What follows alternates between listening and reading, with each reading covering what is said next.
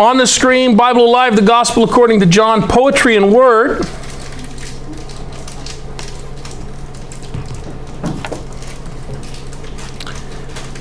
The following presentation would be impossible without these resources. I keep promising I'm going to give you all a written out list of our sources. These sources are especially important. Okay? Very important. So where's he getting this stuff from? These are where it's coming from. Excellent. This Bible Alive series is about becoming considerate Bible readers to our Middle Eastern ancestors in the faith. Offering a social science commentary on the gospel called John. Presenting a historically sensitive cross-cultural comparative set of lenses from which to hear or read or see the Gospel of John as its original audience did, the literal sense of the text. 3 pairs of glasses we need. A pair of glasses that are our Western American glasses. We have those, they're so comfortable on our head we don't even realize they're there. And we look at everybody and everything through them. And we expect, unfortunately, everybody to perceive and think and communicate just like Americans do, or Western people. And so we tend, when we read the Bible, to be ethnocentric and anachronistic. So we need to take those glasses off. And there's another set of glasses we need, which are the glasses worn by MENA personalities, Middle Eastern, North African personalities, like those people who compose the Bible. So we believe in inspiration in the church. Inspiration doesn't mean dictation. Somehow God works in this mess. And since people communicate in culturally specific ways, we should not expect our Middle Eastern, North African, and Mediterranean, North African ancestors in our faith to be perceiving and communicating God and thinking about God in the same ways we Western 21st century people do. But for John, we need a third pair of glasses, don't we? We need a pair of glasses that are specific to the Johannine anti-society that produced this very unique text. So while 2 pair of glasses would be fine for any other text, in almost any other text in the Bible, for John, 1 John, 2 John, 3 John, those letters, we need a third pair of glasses. And we need to be able to realize what we're wearing at what time when we're discussing what we're discussing, when we're examining what we're examining, when we're reading, so we don't read into the text things that don't belong. This Bible Alive series is about attempting to interpret John in a way that would be fair to its original audience and its original author. And finally, this Bible Alive series is about maintaining attention and interest in important features in our modern world. And how is this text good for us? Is it useful for us? If it's just meant to be read as the ancient, well, maybe it's not just to be read as our ancient ancestors read it. Maybe there is a spiritual meaning to the text. But first, let's be respectful and not commit identity theft on our biblical ancestors in the faith, the author and the audience of John. Let's begin. Again, the gospel according to John can be broken down this way. I'll give you an outline. First, the prologue. John chapter 1, verses 1 to 18, called the Hymn of the Logos by scholars, a poem about the Messiah's cosmic status. Everything the author of the gospel called John wants to tell us is contained in those 18 verses. Anything that follows those 18 verses is just rehash of what is already laid out in chapter 1, verses 1 through 18. The language doesn't go anywhere. It doesn't go anywhere. There's no new information given. It's all the same thing, just given and delivered in a variety of different phrases and ways. And so the last 3 weeks, we have spent time on breaking down this prologue into these 3 sections, A, B, C. And this week and next week, we're going to look at aspects that are very important found in this poem. Today is going to be all about poetry and what word means. And next week, light and life. Before we progress into the narrative of John, which takes us to section 2, called by scholars the Book of Signs. This is stories about Jesus' 7 signs, acts which present Jesus as a revealer of the God of Israel. The Book of Signs. Chapter 1, verse 19 to chapter 12, verse 50. Again, no new information is given there. It just develops in Adventures of Jesus the same information that we have been given in verses 1 through 18 of chapter 1, the prologue. This is followed by the so-called Book of Glory, chapter 13, verse 1, which begins with the washing of the feet and the farewell dinner of Jesus, all the way through the Passion account of John and the resurrection of John, to the book's original ending. The book originally, John version 1, which we no longer have, originally ended in chapter 20, verse 31. After he reveals himself to Thomas, you remember that story, and my Lord and my God, and then the author explains why these stories were written. To begin with, that was the original ending of the Gospel of John with the Book of Glory. But then something happened. The author, the charismatic leader of the Johannine community, the Johannine Jesus group, who wrote this text, died. And so the community felt it was necessary to write an appendix, which is the 4th part, an epilogue, explaining that we're disintegrating as a community and we better get with those Petrine communities. Peter, feed my sheep, and so forth. That's the epilogue. Chapter 21, which is all about the Johannine Jesus group's attestation to the beloved disciple, the original author's veracity. There's one other section to John I need to tell you about, and that is an alien text that was thrust sometime in the 2nd century into it. A wonderful story that was too good to lose, but it doesn't belong in John. The wonderful story of the woman caught in adultery. If you're a scholar and you're reading the text, you see how foreign it is to the text. The language is different, it's weird. They shoehorned it in somewhere around chapter 7, verse 53 to chapter 8, verse 11. It breaks the flow of the text. It breaks the theological river of the narrative, and that's how scholars can know with a good degree of scholarly certainty, not metaphysical certainty, absolute beyond all doubt, but pretty clear that that text didn't belong.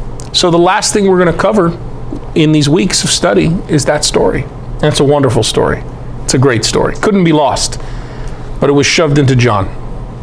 Okay? Any questions or points? Yes, Rose. In your opinion, I noticed that our world, out of all the 4 Gospels, they refer a lot to John. Why? Our world refers to John a lot. We talked a little bit about that because we're individualists, Western individualists. We love coffee talk and conversations. Jesus gets into a lot of conversations in John, one-on-one conversations. We kind of misinterpret that. We don't think this out, but it's appealing to us because as individualists, an individualistic introspective culture, we like one-on-one. Me and Jesus, one-on-one. So Nicodemus with Jesus, one-on-one, is appealing. John the Dunker and his followers, one-on-one, is appealing. Jesus and the Samaritan woman having a conversation is appealing. But that's not what the text intended. The text was intending to re-socialize this Johannine community, a bunch of anti-society people who are Israelites, and they have to be socialized and emotionally ever more embedded into this anti-society called the Johannine Jesus group. And conversation is a great way to facilitate that. It also helps indicate that this text is not written for outsiders to the community. The people who wrote or edited John did not have the intention of writing this story out and handing it out on street corners to complete aliens. This is for an in-group of people with fierce inside-outside barriers. But when that community died out, its literature got necessarily recontextualized. And we have recontextualized it yet again as Americans. And it's very appealing to us.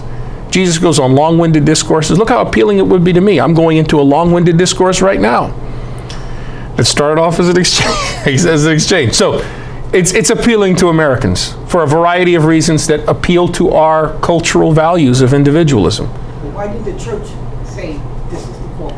The church loved it because the language is versatile. The anti-language is versatile. And when it got recontextualized, it got re-understood, Rose, in the common Mediterranean usage for these terms. So the terms are very cosmic, and the debaters at the Council of Nicaea in 325, and later on in the Council of Ephesus 431, and the Council of Chalcedon 451 CE, drew from the language to use in these debates. This text was never written for those debates. We saw that last time, right? Yes? Yes. Was not meant for those debates. But that's what happened. The language is versatile. It can be used in a variety of ways.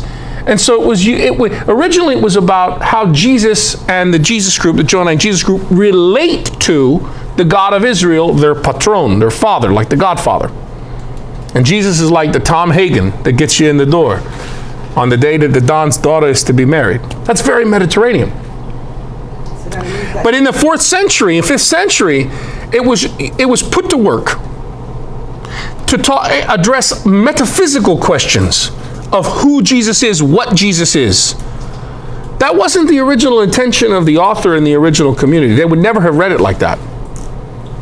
But that's how the Holy Spirit works. It works in our mess, in our words, turn them around and really change the meaning of what it was originally supposed to be. It was recontextualized. And we Americans recontextualize. Whenever you move the language, you necessarily change the meaning. That is inescapable, folks. That's just how human language is.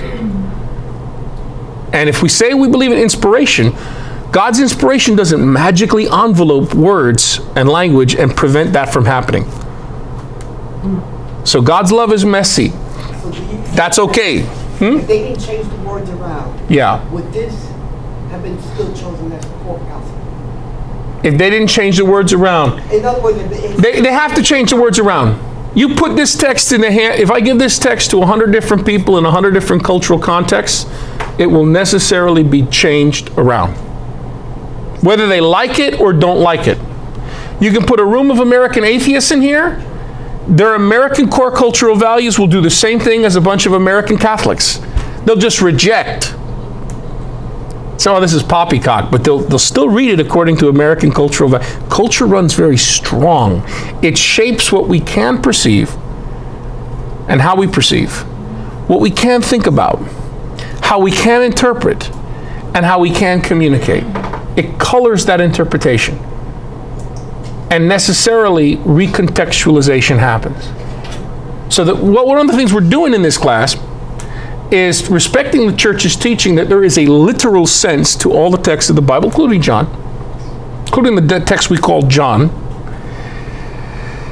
And that comes first. And we have to get to the literal sense before we start doing spiritual interpretations, spiritual applications outside of its original milieu. So let's try to get back there. Let's read the story again, the poem. Bill, just 1 minute, half a minute. I want to finish right. Go back.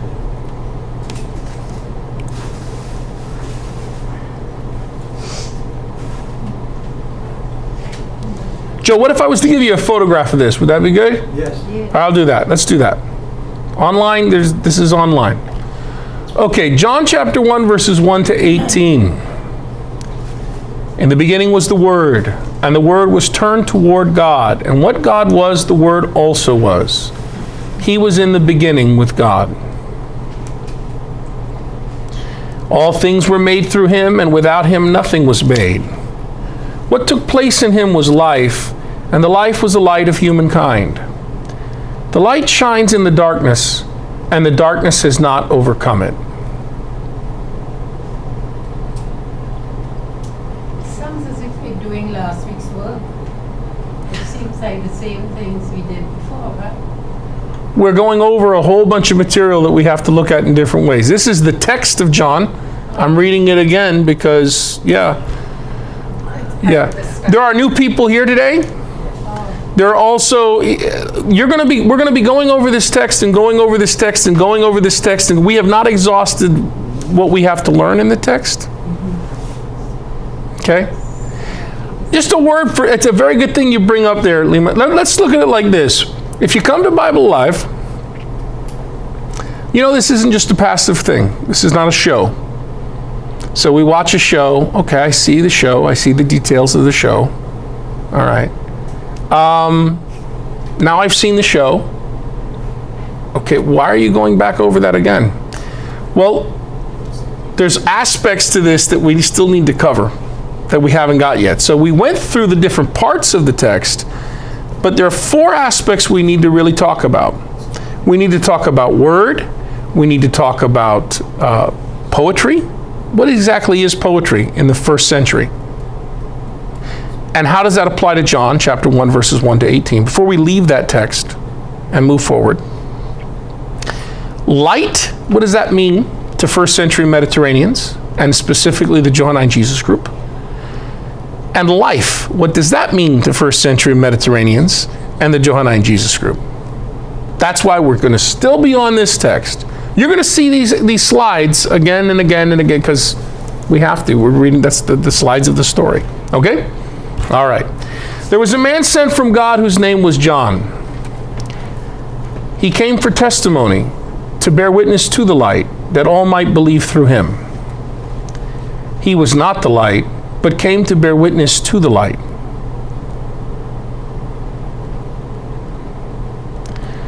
The true light that enlightens everyone was coming into the world, the dominant society Israel. He was in the world, the dominant society Israel, and the dominant society Israel was made through him, yet the dominant society Israel knew him not. He came to his own home, Judeans, and his own people, Judeans, received him not. But to those who received him, who believed in his name, he gave power to become teknepheu, who were born not of the mixing of bloods, nor of the will of the flesh or sexual desire, nor of the will of a male desiring an heir, but of God. And the Word became flesh and dwelt among us, the fullness of a gift that is truth. We have gazed upon his glory, glory as of the only Son from the Father.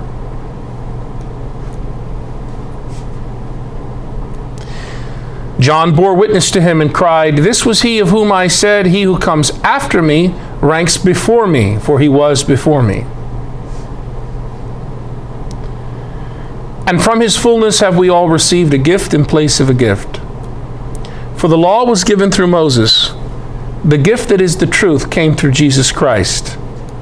No one has ever seen God. The only Son who is turned toward the Father, he has made him known. Would you like to break there?